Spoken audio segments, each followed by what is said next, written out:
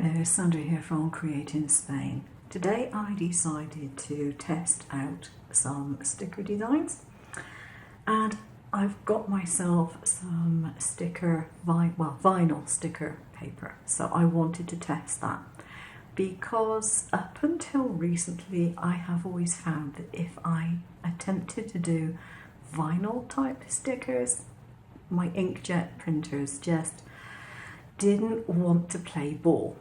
The ink would smudge, just wouldn't be a very good look. And I am using an HP Smart Tank Plus 570 printer. So this is one of the Eco Tank printers. You pay more for the printer, but my goodness, your ink is so much cheaper. If you do a lot of printing, I would strongly suggest that you attempt to find some kind of Eco Tank printer. Makes a big difference.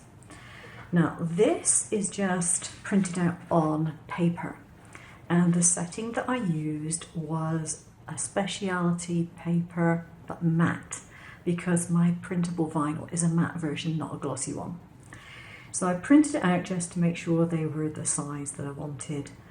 I did manage to get that so that it didn't quite print the entire design, but that was just my fault.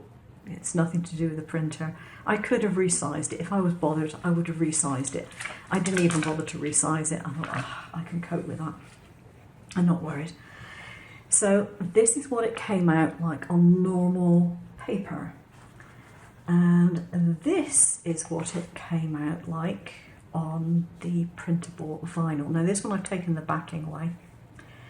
And I say took the backing away, I didn't really have much choice.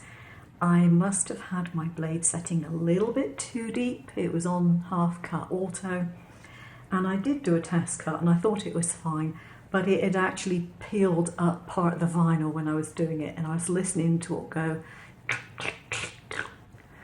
under the cutter, and I was thinking, this could be messy. But it was just the background that had come up, and I managed to tear a piece there. But, it was a test run. I'm not bothered. But you can see the difference, particularly on the red roses here. It's a much stronger colour than this rose here. Now, most of these designs I actually drew myself, and I did them on my iPad with Procreate. And one thing that you might or might not want to look at is the difference between setting your canvas to RGB, red, green, blue. I presume that is red, green, blue? Yeah, it must be. Or setting it to the CYNK colour palette. And in this particular instance, I did it both ways on my iPad, and I found that this being the RGB printed perfectly the same colours as I expected it to come out from my iPad. So some printers do that and some don't seem to cope very well if they're not in CYNK. So you just need to play around with your settings and find which one works the best, which one gives you the truer colours when you send it to the printer. And this is pretty much what I expected it to be, and the orange has come out exactly as I wanted it to be. These are more vibrant colours than it is on the plain paper. So colour-wise, it comes out just fine. Now you notice that I have this split into two pieces, whereas this isn't. Now the reason for that is, what I did on this particular instance, I didn't do a print and cut because I've got a full sheet. If I was doing a print and cut with a brother scan and cut, this area here, and these two areas here would be blanked off because of the registration marks, and I wanted to be able to print a full page. So what I did was I did my designs and I put the lines around them and just printed. I didn't do a print and cut. I scanned it to cut. But I did find when I did the scanning, and I did a colour scan on this one because it gave better results, when I did the scan, the bit that was down the bottom here scanned perfectly. The bit that was at the top up here, these here, they did not scan so well. So instead of messing around and giving myself problems, what I did was I made the bounding box go on this bit and allowed it to cut this lot first. And then I just took a pair of scissors and I cut that off, and I put this in the middle of my mat to scan it, and it scanned it a lot better.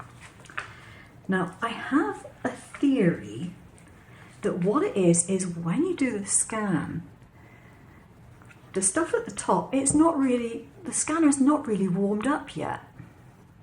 Because I seem to remember using scanners, normal scanners, not the Brother Scan and Cut, using normal scanners, that there's a warm-up time on them. And they scanned better after they were warmed up. And I wonder whether that is why.